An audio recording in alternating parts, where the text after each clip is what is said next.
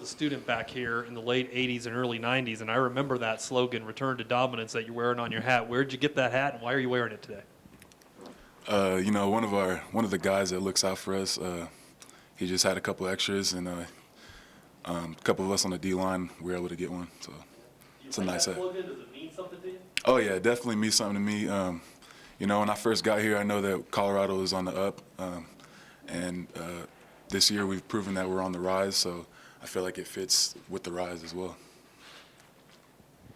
Jordan, as defensive linemen, you guys have done a really good job, plugging up space, creating lanes for some of the linebackers and defensive ends to get after the quarterback. But when you got your sack at Stanford early in the game, how good did that kind of feel, and how much of a tone do you think that set? Yeah, the play call that we ran, as a 3-tech, I had to pop contain, so it wasn't really like a to B rush.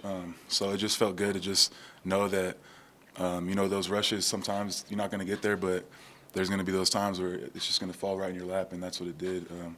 The pressure flushed him out, and he had nowhere to go, and I was right there in position to make the play.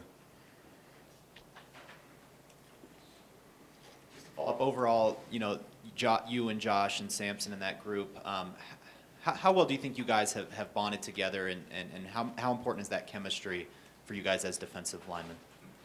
Yeah, as a defensive front, it's great to have good chemistry and a good bond between your brothers. You got to rely on that guy next to you to make the play if you're not there.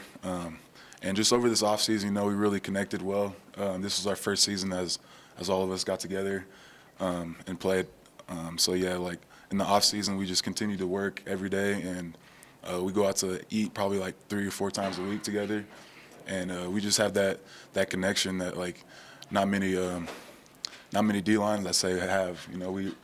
We talk not talk just football. We're talking about life and after football plans and just everyday things that just come into our lives, and we're pretty close. Jordan, can you talk about just what kind of stamina it takes to play as many snaps as you do? Last year, I think you played almost 800, by far the most of the defensive linemen. This year, you're about 400 already. Again, most of the defensive linemen, and what it takes to play that many regularly in the game. Yeah, I think being from California, and then coming to this altitude, it took me a while to adjust to the altitude. And once I did adjust to it, I felt like way better shape than I did playing at sea level. And just knowing that, like, if I get tired this year, I know I've played less snaps, I feel like. And I know that there's guys behind me that are ready to step in and make plays. So I have trust in those guys, and I'm not afraid to come out the field when I'm tired.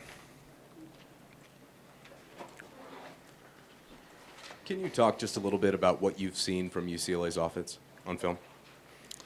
Yeah, studying them on film this week has been kind of everywhere, I'd say. They do a lot of different things, and at the beginning of the year, they're pretty balanced, and as the years progress, they've kind of become more one-dimensional. But as far as like what I think they're going to do, I think they're going to come out the game early and try to establish the run. Like they did against Stanford, they came out in 13 personnel and tried to pound the ball at the start, and had a little bit of success. They tried the same thing against Utah, didn't go so well. So I think they're going to try to establish the run early, and if we can fill our holes and let our secondary play how they play, I believe that we have the best secondary. So if we force them to pass, then I don't think they have a chance. Jordan, you were here last year when you guys played UCLA in Pasadena. Obviously a frustrating loss. The year before that, CU lost in overtime. When UCLA week comes, do you think back at all to last year's game and how frustrating it was to lose that game, and how does that play this week?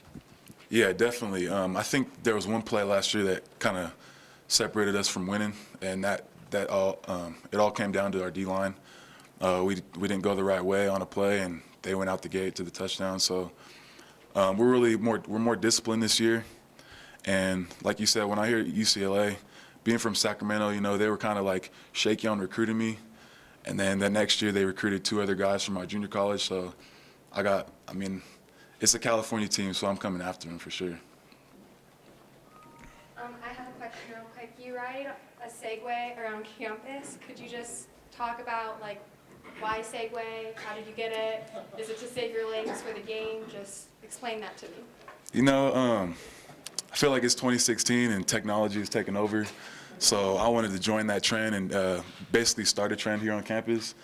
I feel like I'm the only guy here that rides it around campus, so it's pretty cool to get all these like Snapchat videos and people pulling out their phones left and right, even on the streets, people driving in their cars, driving, and it's pretty funny. But yeah, like the hoverboards was like a little small stint on campus, and I wanted to crank it up a notch and bring the Segway out here. How did you get it? Wasn't it a family business? Yeah, so my family business is called Jam On It AAU Basketball Academy, and we work a lot in convention centers. So traveling or like going from one side of the building to another side, it can get like hectic. So we have like 6 Segways on our team, and yeah, my uncle just like he drove her down to Sacramento, and then he dropped it off with my mom, and then at the USC game, my mom drove from Sacramento to USC, and then I put it on the equipment truck and saved me a couple dollars, you know.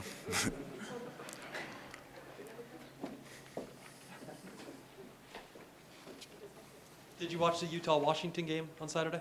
Yeah, I did. I watched the whole thing. So what was it like to be, I guess, sitting at your home or at a friend's house with your feet up, watching Utah lose, and then knowing, one, that you guys are atop the Pac-12 South standings, and now that you come out of your bye and you're focusing on UCLA, but you also see that the stretch run leads you exactly to where you want to go, and you guys control your own destiny? Yeah, you're right. We do control our own destiny, and we just got to stick to that one-game mindset.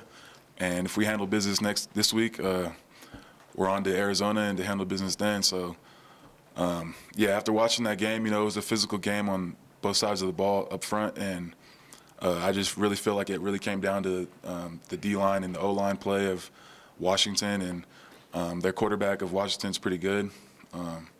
He's another Sacramento guy, so I was pulling for them to win because, you know, Utah's in our division. But, yeah, I can't wait to play this week and then move on to the next one. Any last questions? Thank you, Jared. Yeah.